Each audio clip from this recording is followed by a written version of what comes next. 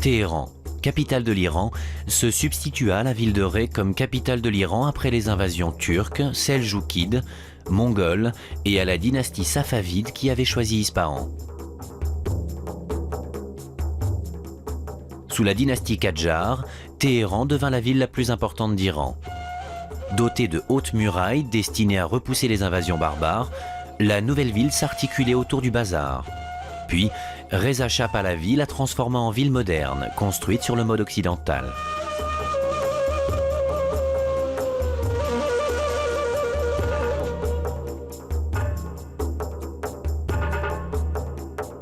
Point culminant de cette chaîne de montagnes, le mont Damavand. C'est un volcan éteint couvert de neiges éternelles qui domine à l'est la ville de ses 5671 mètres d'altitude.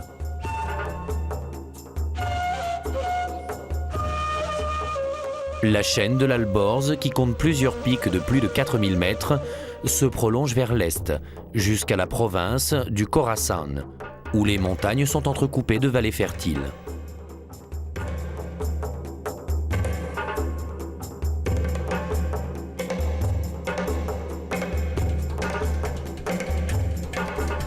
Aujourd'hui, Téhéran est une mégalopole agitée, peuplée de près de 10 millions de personnes.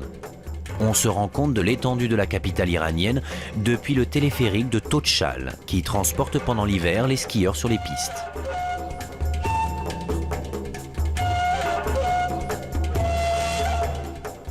Construite sans véritable plan d'urbanisme, Téhéran surprend par la diversité de ses quartiers qui s'étalent sur plus de 30 km. À l'époque Kadjar, on accédait dans Téhéran par plusieurs portes, comme ici le portail monumental au centre de la ville.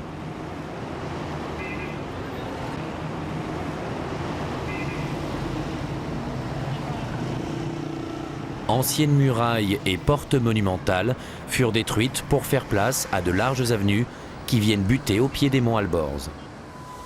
La tour Azadi, arc de triomphe monumental construit en 1971 par un jeune architecte iranien, marque l'entrée de la ville.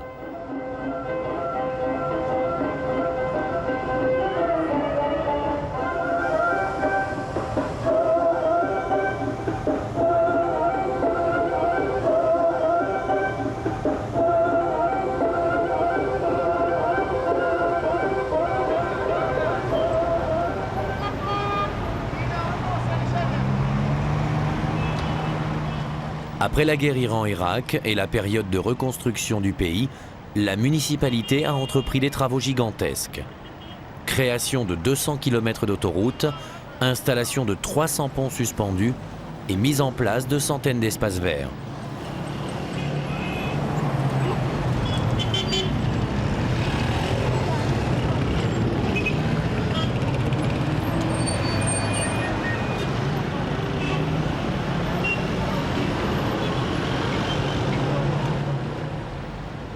La place Vanak, l'avenue Valiasr, la place Argentine illustrent bien ce réaménagement.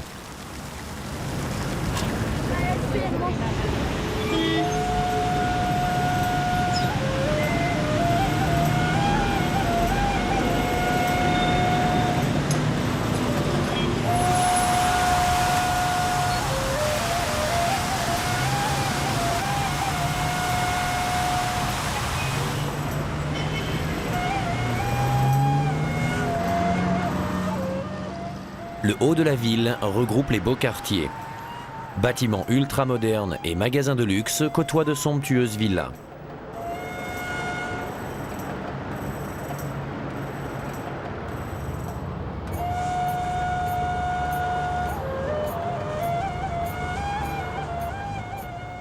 La ville semble toujours être en voie de construction et cette impression s'accentue tout au long de la montée.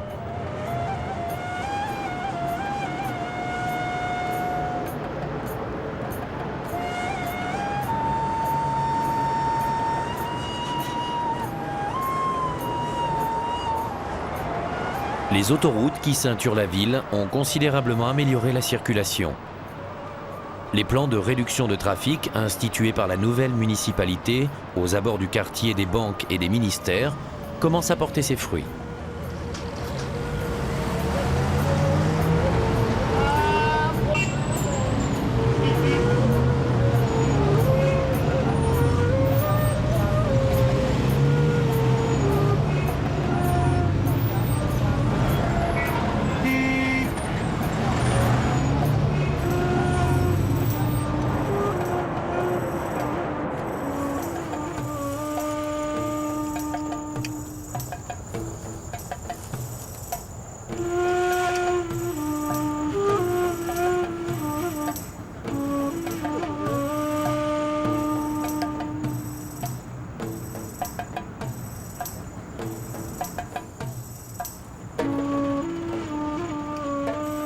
Téhéran possède une série impressionnante de grands parcs qui sont autant de poches vertes et de lieux de promenade pour les habitants de la ville.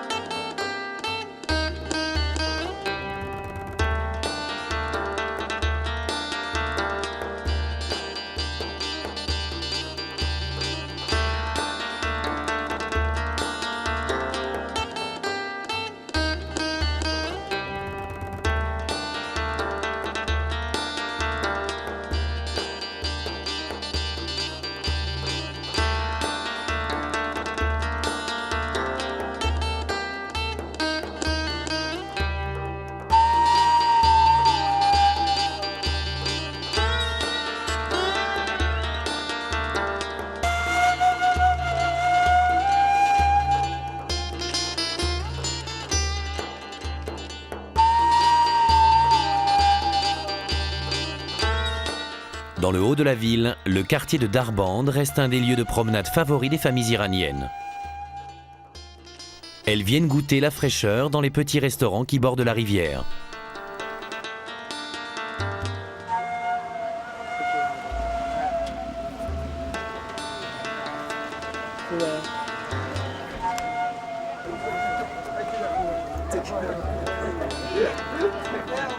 Parmi ces oasis de fraîcheur et de repos, le parc Mélat ou parc de la Nation, avec sa galerie des poètes, Jamshidiyeh, avec ses arbres centenaires,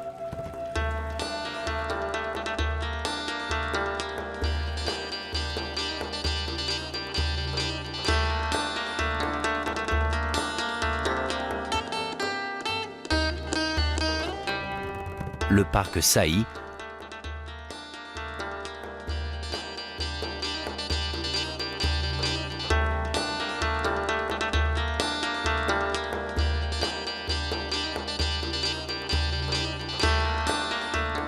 le parc des échecs.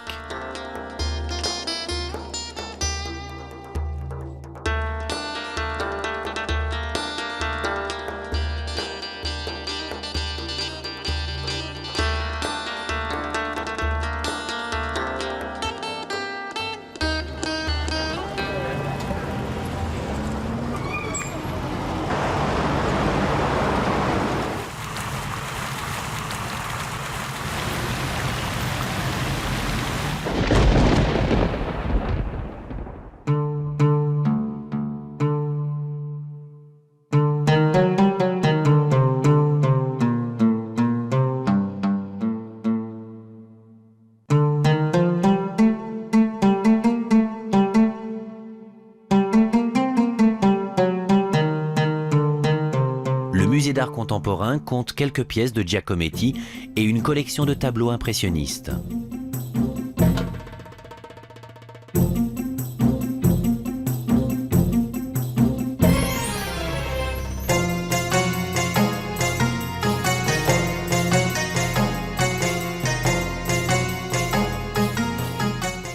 Le musée Abguiné occupe un ancien palais de la dynastie Kadjar. Il regroupe des pièces de céramique et de verre depuis l'ère achéménide jusqu'à nos jours.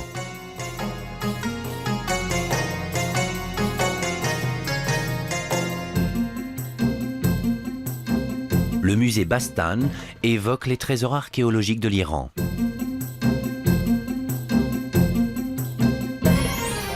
Les chefs-d'œuvre de l'art achéménide avec une statue monumentale de Darius Ier et des bas-reliefs prélevés sur le site de Persépolis.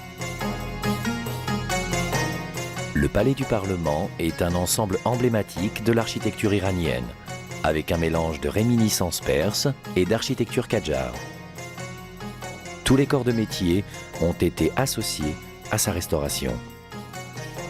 Les travaux de restauration se sont déroulés jour et nuit, durant plus de 4 ans. La grande salle des débats est désormais prête à accueillir les représentants des 26 provinces d'Iran.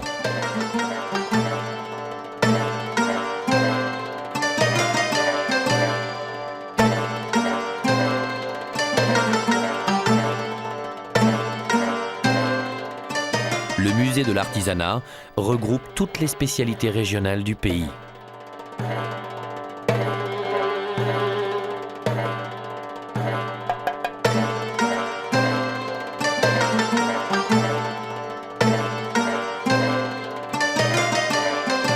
Une école et un conservatoire y sont implantés pour que les plus grands maîtres de l'artisanat y donnent des cours.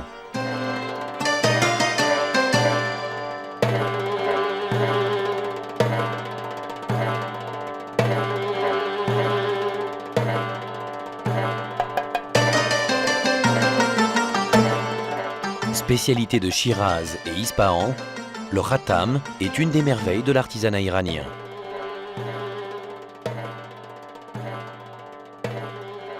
Ce travail de ciselure se transmet encore de père en fils.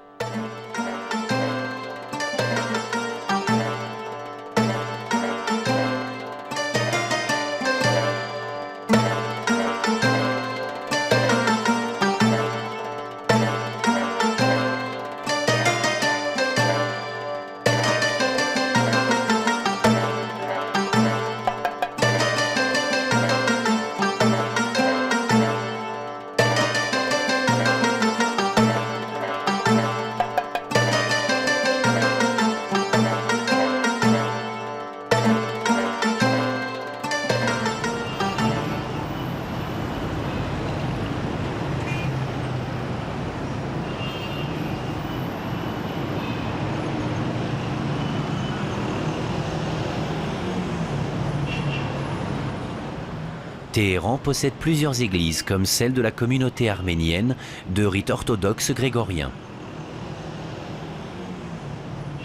Il représente la plus forte présence chrétienne en Iran.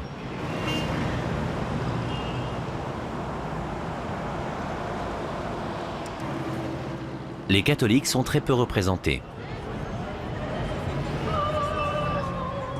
Cette église arménienne est la plus grande. Même au plus fort de la révolution islamique, le culte a toujours fonctionné.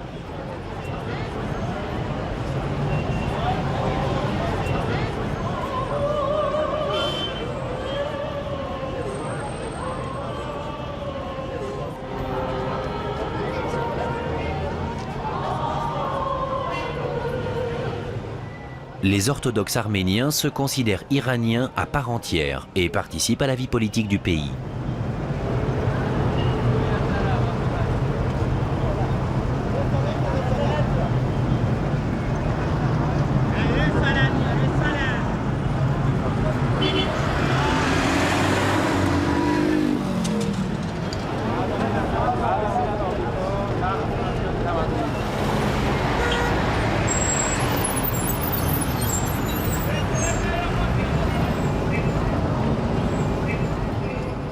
Les transports en commun permettent de se déplacer facilement jusqu'au centre de la ville, où une vingtaine de supermarchés restent ouverts jour et nuit.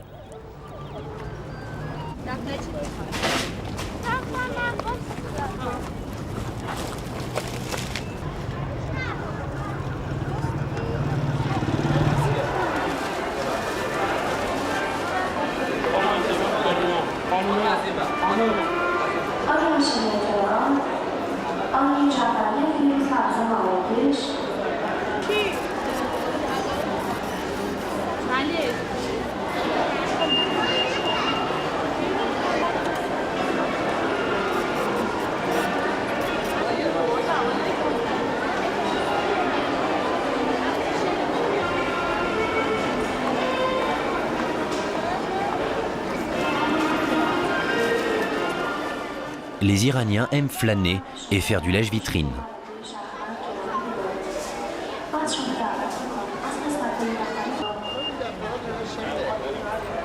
Le meilleur caviar vient de la mer Caspienne. C'est un produit de luxe que les Iraniens présentent dans une sorte de calice rempli de glace pilée pour garder sa fraîcheur.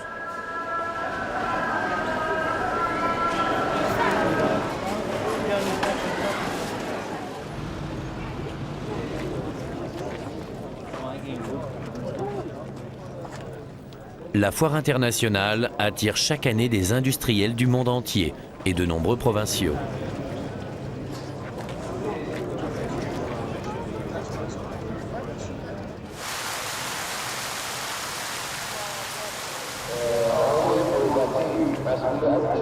La mosquée récente, appelée mosquée de Saint-Abraham, qui est considérée par les Iraniens comme le père des religions monothéistes.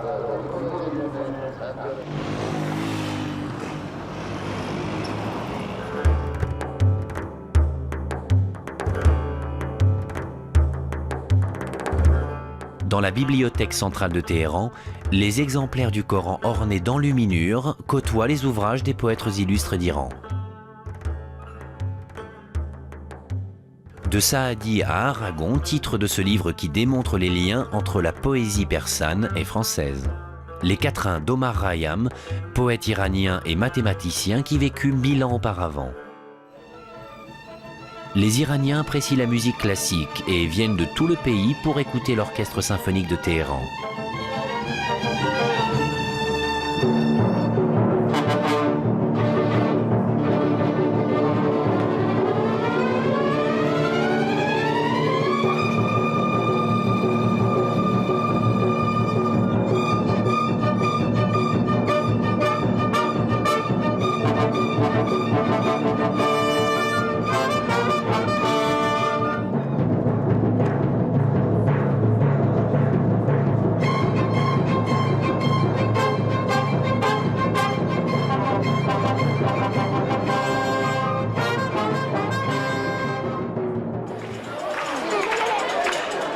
Le métier de marionnettiste n'est pas en désuétude. Des concours sont même organisés pour récompenser les plus habiles.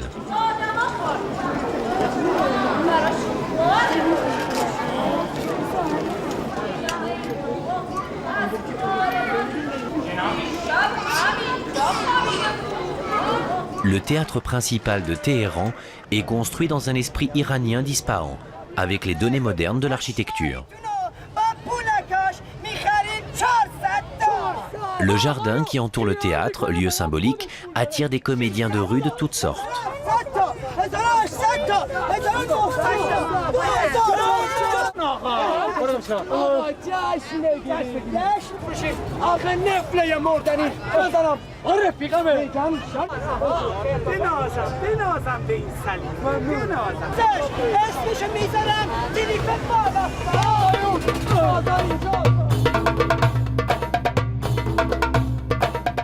Même s'il n'y a pas d'école de cinéma à proprement parler, car c'est un art récent, le cinéma iranien a souvent été consacré dans de nombreux festivals étrangers.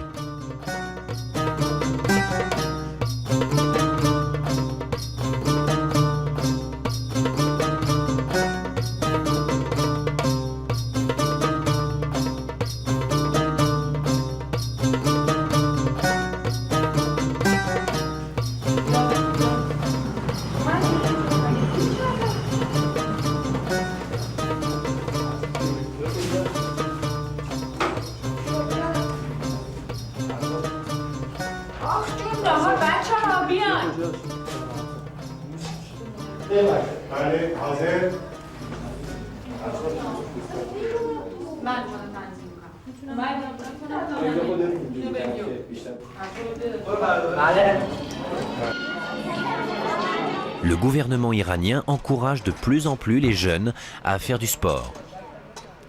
Présent dans la plupart des grandes manifestations sportives, il vénère surtout le football comme la plupart des pays.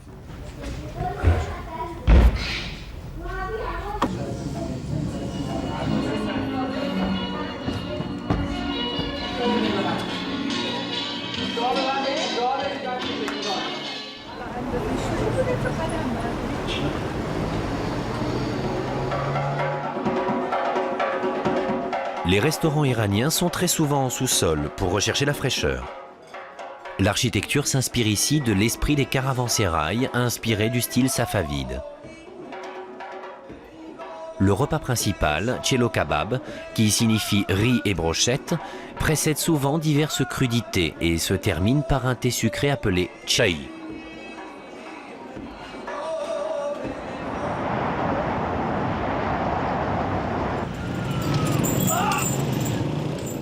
Le vrai cœur de Téhéran, c'est son bazar.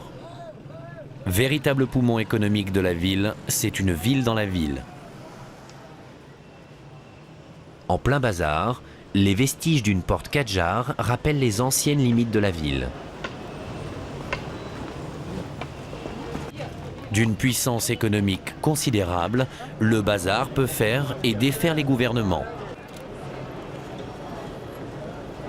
Le Timché, le petit caravansérail au beau milieu du bazar, fut construit au XVIIIe siècle par un dignitaire de l'époque Kadjar.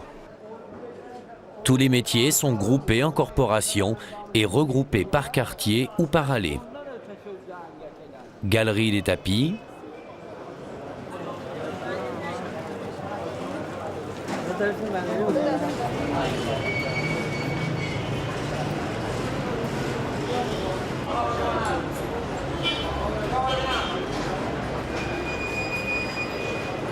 galerie des bijoutiers,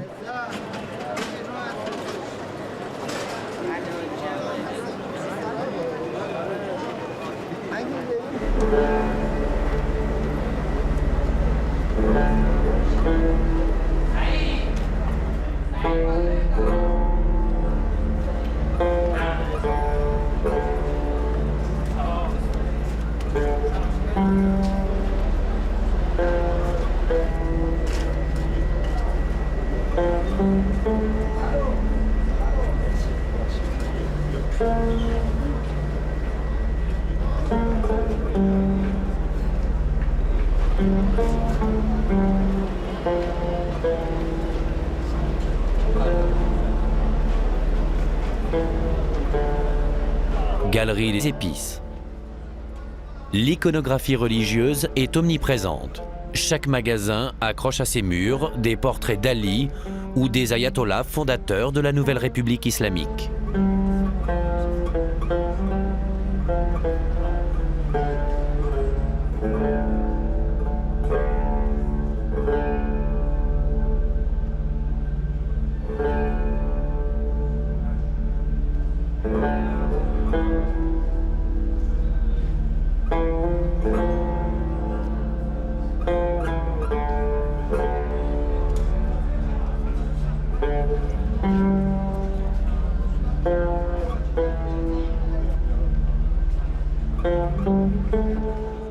Les Iraniens s'intéressent aux pierres dures et surtout l'agate, qui semble avoir des vertus bénéfiques, surtout lorsqu'elles sont incrustées de versets du Coran.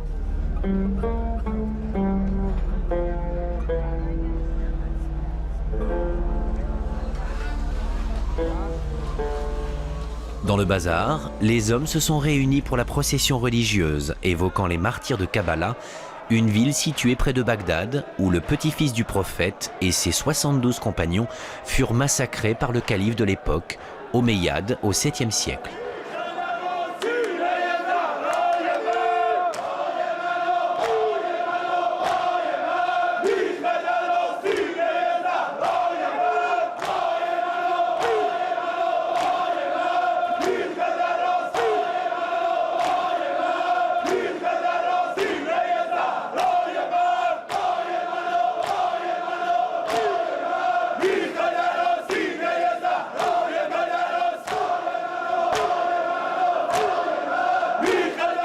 Téhéran, traditionnel et tourné vers la modernité, cherche à résoudre ses problèmes avec ses 10 millions d'habitants dans son essor démesuré à la croisée de l'Est et de l'Ouest du pays.